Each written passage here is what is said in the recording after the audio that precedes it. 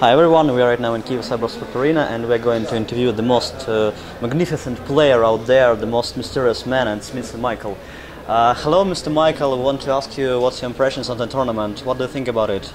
I think I need more PGGs, there's not enough PGGs. Okay, and here is a real man and this is what we want to talk about him. The tournament, your first visit to Ukraine, Kyiv. Everybody was asking for you, how do you like Kyiv on Twitter, and what was your first night?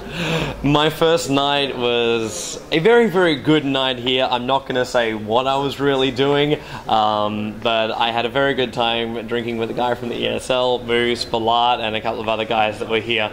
So when in Ukraine, you must drink vodka. So I accepted this, and as a cultural bonding experience, I said, you know what? I am happy to do it. So yeah, first night in Kiev, we spent a long time here in the CyberArena, just talking, drinking, and just having a great old time. So was it like a challenge for you, because you told me before you did broadcasting, you like to accept challenges? Challenges are always fun, challenges always make things interesting, and they can push you a little bit further, but yeah, I think my challenge was pretty well accepted. Challenge was accepted to wake up the next morning and cast without a problem, and that worked. How did you manage to cast without a problem? What helped you? Actually, I recovered pretty well from any type of drinking. There will normally be that staggering moment, but apart from that, like, it's waking up. I cast early in the morning all the time. Like I've cast with my eyes half shut, and you get to that kind of level that you're going to be okay. People on my live stream who watch it know, like, you'll see me after maybe 12 hours or so, and I'll have the bags under my eyes, and I'll be like, yeah, I'm pretty sure he's going to pass out sometime soon. But no, you learn to fight through it. Like most Dota players, we don't stop. There's always time for one more game. Can you please tell me the difference between casting online from the studio and casting live from these LAN tournaments? For you as a broadcaster, casting from the studio is it's a very, very different kind of feel.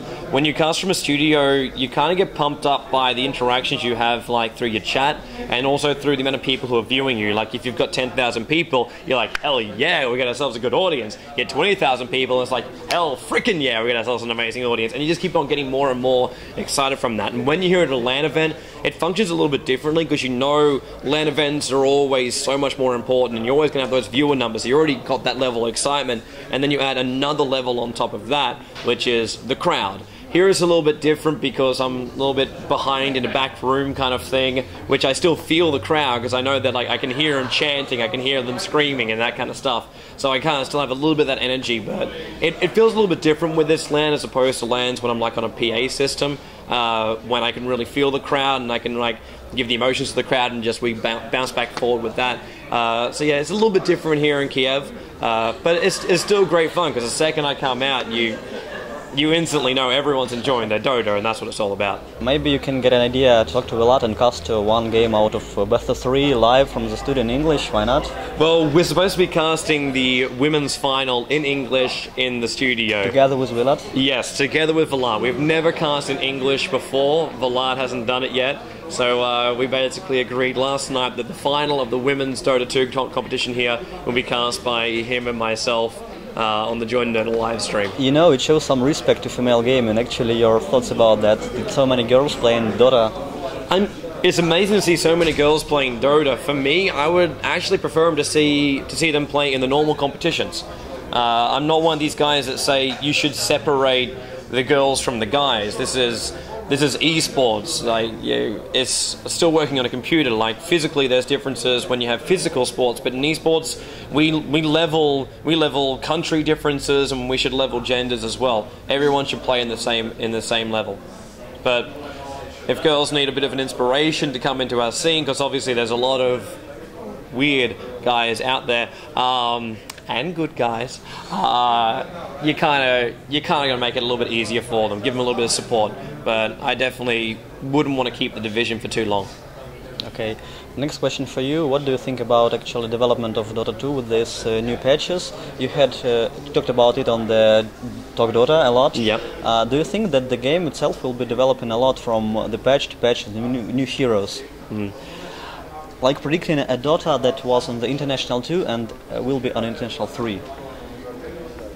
There's no way to even predict International 3, and we know that by the normal trends of Dota, We always change. Even without a patch log, we will change.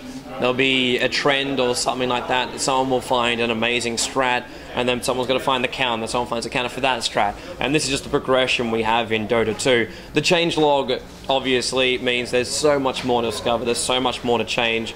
Like I was talking with Rise before, and just talking about just the lack of time the teams have had to train. Like we ask, why isn't Dream Protector being picked so much? Because they haven't found combinations for him. They can't find ways to fit him in just yet because they haven't had time to really work with him and see how he fits in. So they try different styles of combinations.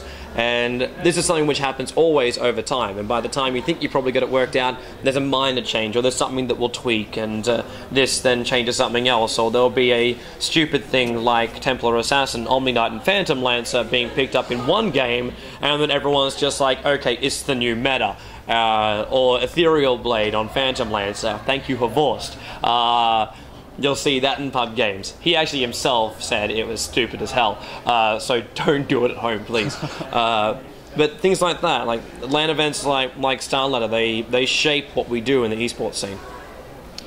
Okay, the question what I want to ask you about, what you traveled a lot, and what the experience you got from the broadcasting, because you told me a while ago that you were actually a very shy boy, but now you're like a monster of esports, like womanizer and stuff like that. Whoa, no, we're not that. Okay, we'll cut it out. Yeah, I've definitely changed over time. As I was telling you the other night, I used to be a kind of guy that wouldn't even talk to a stranger. Like what I'm doing right now in front of a camera was something I would never in my wildest dreams imagine I could ever do. I've done stage work, but that was a completely different type of thing. I kind of got to thank the Dota community in a way for it, because they toughen you up a lot more. When I first started casting, I did it for Call of Duty, and it was a lot easier for me then because I knew the game a lot better, and the community was a lot more accepting of it because it was the only thing that was out there, and they really appreciated it. And then I got into the Dota scene, and I had obviously people like Invalid Cola back in those days who was casting. So then there's these camps of like, oh, my caster is better than your caster, and there's little bickering that goes on between it. And a lot of people really hit a lot of low blows on casters. They always pick them apart. There's always these little details they absolutely hate, and they'll say, I will mute this live stream because I hate this guy.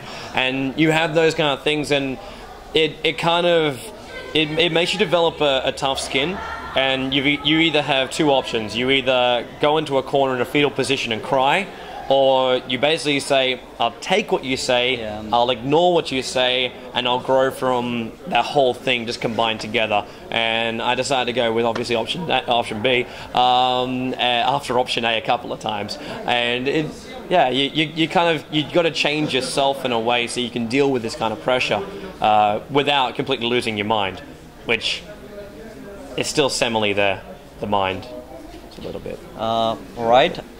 And the next question to conclude it, what would you actually say to new guys who would like to start their broadcasting career? What they need to think about, what they need to work on themselves, and how they should react to the people feedback? Because in Dota 2 violence is like on a very high level. The best thing I'll say to new and upcoming casters is definitely, if you have the passion for it, keep at it and cast for casting. Don't cast for the people you're casting. Cast originally just because you enjoy your casting. If you enjoy your casting, other people should enjoy you casting, and that's the key thing. Cast as yourself, don't be somebody else, and just communicate that way. You don't need to be fake, you don't need to be me, you don't need to be AC, you don't need to copy Vlad. Just find your own thing, and don't go international straight away. If you want the big matches straight away, that's like small community games means you have a small community's worth of feedback. Then you get a little bit larger, then a little bit larger. If you go straight to the international scene, every man his dog will find a large amount of feedback. And I can tell you need to take this in stages. It's a slow dose you need to get used to. Okay, thanks you for being the man, and see you later. Bye-bye. Not a problem.